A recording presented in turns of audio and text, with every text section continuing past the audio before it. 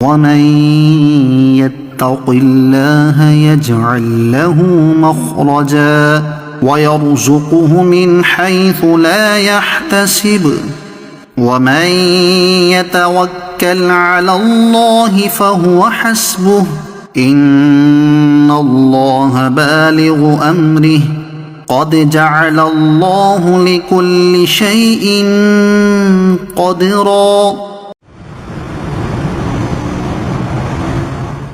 কখনো কখনো স্বপ্নগুলো খুব কাছাকাছি মনে হয়, আবার হঠাৎ করেই সেগুলো দূরে সরে যায়। সাজিদ তার স্বপ্ন নিয়ে চলছিল, সাফল্যময় জীবন, ভালো একটি বিশ্ববিদ্যালয়ে পড়াশোনা, একটি উজ্জ্বল ভবিষ্যৎ। কিন্তু একের পর এক দরজাগুলো বন্ধ হতে থাকে, আর সে নিজেই নিজেকে প্রশ্ন করে, সব সময় আমার সাথেই কেন এমন হয়?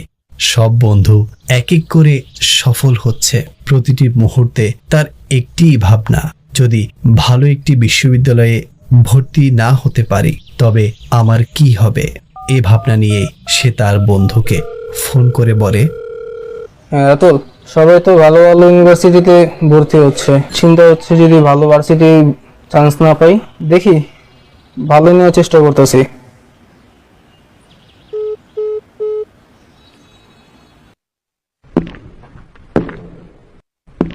ফাহিম সাহেব নিত্যদিনের মতো আজকে অফিসে আসেন। আসসালামু আলাইকুম আশরাফ ভাই, কেমন আছেন? ওয়ালাইকুম সালাম। ফাহিম ভাই, কি অবস্থা? আলহামদুলিল্লাহ। আজকে তো দেরি? একটু কাজ ছিল আজ। আচ্ছা আচ্ছা। পাশেই তার কলিগ আশরাফ সাহেব কাজে ব্যস্ত। ফাহিম সাহেব তার ডেস্কে বসতেই হঠাৎ ফোন কল বেজে ওঠে। ফোন রিসিভ করতেই তার ছোট ভাই তাকে বলে, ভাইয়া, বাবার অবস্থা খুব খারাপ, টাকা জোগাড় করতে পেরেছো?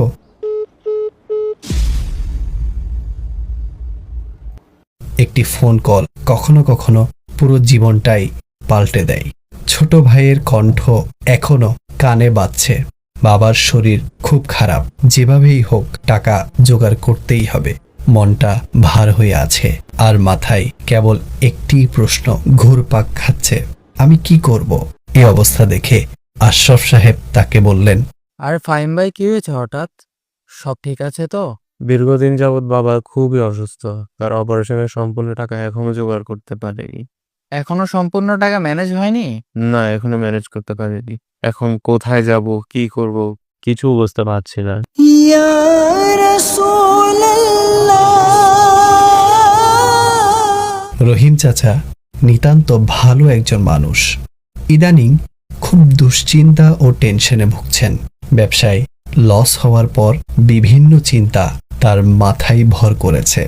ঘরে বিয়ের উপযুক্ত মেয়েকে বিয়ে দেওয়ার স্বপ্ন, ঋণের বোঝার হিসাব নিকাশে জীবন কঠিন বাস্তবতার সম্মুখীন। সব মিলিয়ে জীবনটা এখন স্থবির হয়ে গেছে।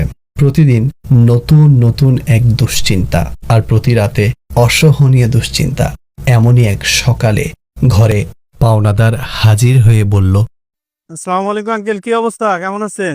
ওয়ালাইকুম আসসালাম, আছি আলহামদুলিল্লাহ, ভালো আছি। তা আমার টাকা কবে দেবেন আপনি? আমার অবস্থা বেশি খারাপ, জিনিসপত্রের দাম বাড়তে মানে খুব অচল অবস্থা, আমি ব্যবসা বাণিজ্য ভালো না।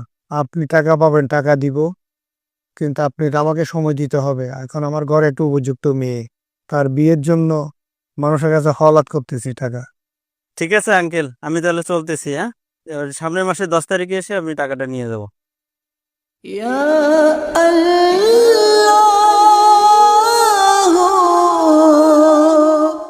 আপনি কি এমনই কোনো দুশ্চিন্তায় আছেন? আপনিও কি কোনো উদ্দেশ্যে বারবার ব্যর্থ হচ্ছেন? আপনিও কি টানাটানির সংসারে রয়েছেন?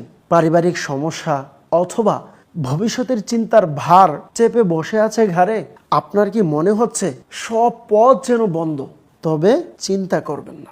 নবী করিম সাল্লাল্লাহু আলাইহি সাল্লাম ইরশাদ করেন, আমি এমন এক আয়াত জানি, যে এর উপর আমল করবে তার প্রয়োজন পূরণ হয়ে যাবে। অতঃপর তিনি এই আয়াত ইরশাদ করলেন, ومن يتق الله يجعل له مخرجا ويرزقه من حيث لا يحتسب ومن يتوكل على الله فهو حسبه إن الله بالغ أمره قد جعل الله لكل شيء قدرا দর্শকবৃন্দ, জীবনে দুশ্চিন্তা চিরন্ত সত্য, কিন্তু মনে রাখবেন ধৈর্য, দুয়া আর আল্লাহর প্রতি ভরসা জীবনকে আলোকিত করে তোলে। আল্লাহ পাক আমাদের সকলের পেরেশানি দূর করুন।